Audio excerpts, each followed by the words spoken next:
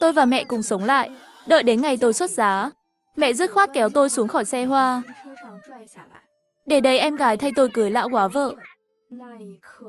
Ngay khoảnh khắc đó, tôi biết mẹ cũng đã sống lại. Kiếp trước, năm thứ 3 sau khi tôi cưới lão góa vợ, lão trúng số hàng chục triệu. Nhờ đầu cơ nhà đất, lão thành tỷ phú chỉ sau một đêm. Còn em gái tôi bị bạo hành đến chết. Mẹ thì phát điên, đổ hết lỗi lên đầu tôi. Cuối cùng chọn cách kéo tôi cùng chết.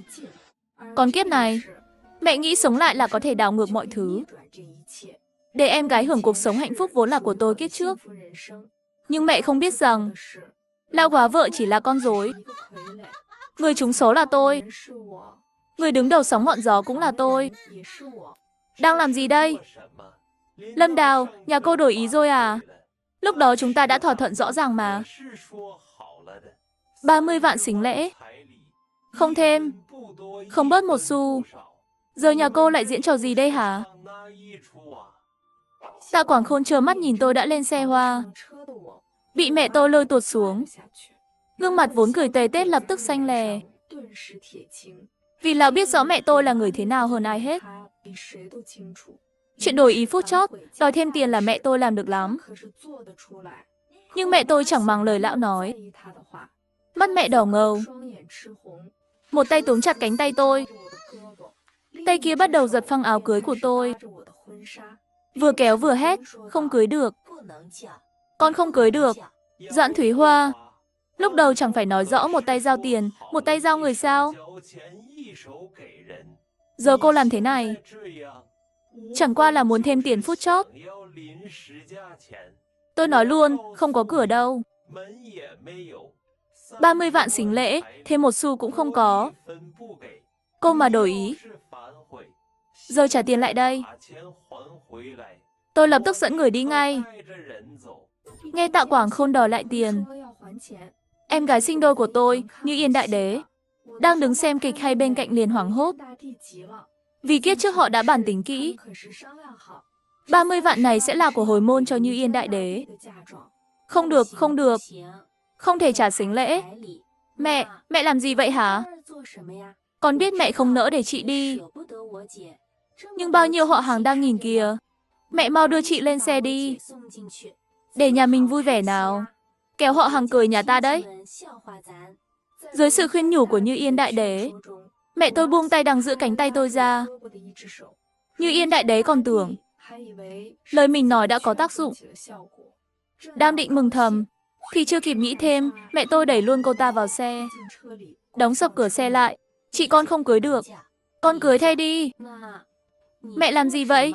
Không màng đến vẻ ngỡ ngàng và dần hoảng loạn của Như Yên Đại Đế. Mẹ tôi từ căng thẳng bỗng bình tĩnh lạ thường.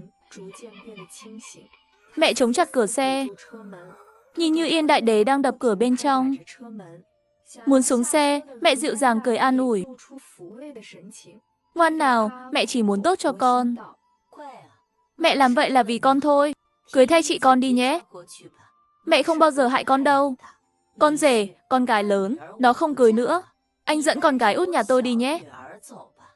Cứ xem như ban đầu tôi bàn với anh là Như Yên Đại Đế vậy. Đi đi nhé.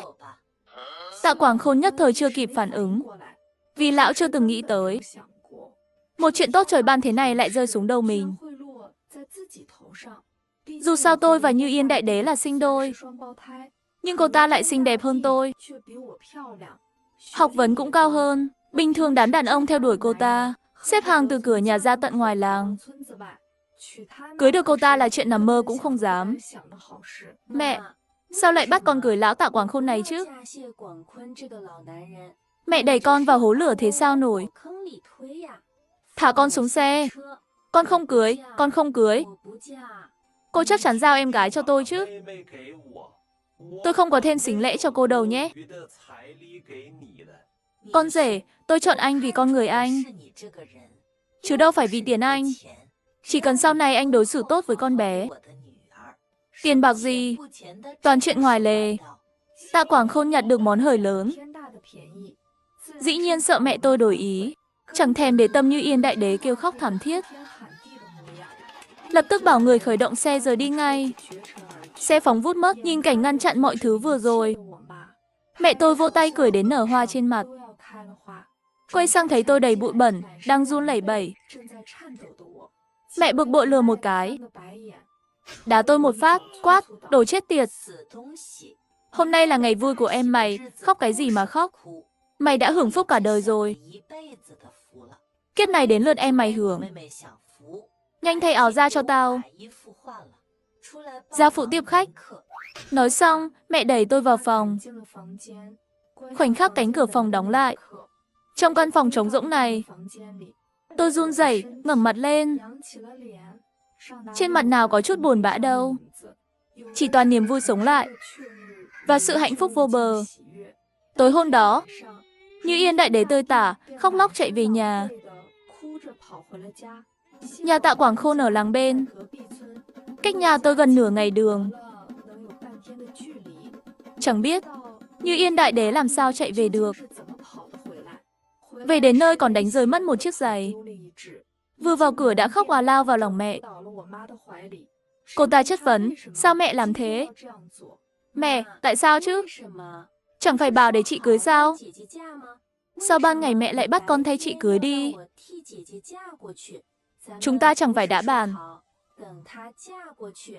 Chờ chị ấy cưới xong, tháng sau lấy tiền sính lễ. Làm của hồi môn cho con đính hôn với Thiên Minh sao? Mẹ tôi kìm nén cảm xúc. Lau nước mắt lem luốc trên mặt bằng tay áo. Định mở miệng nói gì đó, nhưng chẳng hiểu sao như linh cảm điều gì. Mẹ liếc về phía phòng tôi. Dạ tôi sợ suýt bị lộ. Tôi mém nữa va vào ghế bên cạnh. Cuối cùng mẹ vẫn không yên tâm. Kéo luôn Như Yên đại đế vào phòng mẹ. Một lúc lâu sau, khi Như Yên đại đế theo mẹ bước ra, chẳng còn chút kháng cự hay chán ghét như ban đầu. Thay vào đó là niềm vui và vẻ hào hứng như nhặt được vàng. Tôi biết ngay, mẹ chắc chắn đã kể hết chuyện kiếp trước cho Như Yên đại đế nghe rồi. Tôi biết mẹ tuyệt đối không hại tôi mà. Vì trời đã quá tối, mẹ tôi quyết định sáng mai sẽ đưa Như Yên đại đế về nhà Tạ Quảng Khôn. Khi Như Yên đẩy cửa phòng tôi đang ngồi trên giường, lật sách vở đọc. Cô ta nhìn tôi, mặt dần hiện lên vẻ mỉa mai. Cười ngớ ngẩn với tôi, ông trời thật bất công. Để con xấu xí như chị hưởng phúc bao năm. Nhưng không sao. Từ giờ phú quý ngập trời này là của tôi. Chị muốn trách thì trách. Mặt chị giống bố quá nên mẹ không thích thôi. Như Yên đại đế. Em biết mình đang nói gì không? Em ngốc rồi à? Cười muốn chết, nhưng tôi chẳng định để họ biết tôi cũng sống lại đâu. Tôi muốn chờ một thời điểm thích hợp, rồi tung cú đấm mạnh mẽ đập tan hy vọng của mẹ con họ. Tôi muốn báo thù. Sáng hôm sau, chưa kịp để mẹ tôi đưa Như Yên đại đế về nhà Tạ Quảng Khôn, Tạ Quảng Khôn đã dẫn người trong làng hung hổ kéo đến tận cửa. Trông như kiểu không giao người thì tôi cướp luôn. Rõ ràng khí thế không đùa được. Mẹ tôi biết mình đùa lý, vội nở nụ cười lấy lòng, đẩy Như Yên đại đế ăn diện lộng lẫy ra ngoài. Khác với hôm qua, không còn vẻ kêu khóc thảm thiết nữa. Chỉ vài câu nũng nịu đã làm Tạ Quảng Khôn mềm nhũn cả người. Mặt lão đâu còn chút tức giận nào như khi đến. Lập tức muốn dẫn Như Yên đại đế về ngay. Như Yên đại đế và mẹ tôi ngồi đó. Chẳng bao lâu nữa sẽ trúng số gác tắt. Giấc mơ phát tài trong một đêm, hoàn toàn bỏ qua tôi. Đứa con gái bị mẹ xem như công cụ mà vứt bỏ. Tôi phải chịu bao trò cười trong làng. Vì Như Yên đại đế, để danh chính ngôn thuận. Gặp ai cũng bảo, ngay từ đầu Tạ Quảng Khôn đã nhắm đến cô ta. Đính hôn cũng là cô ta. Còn tôi thì trơ trẽn muốn thay thế.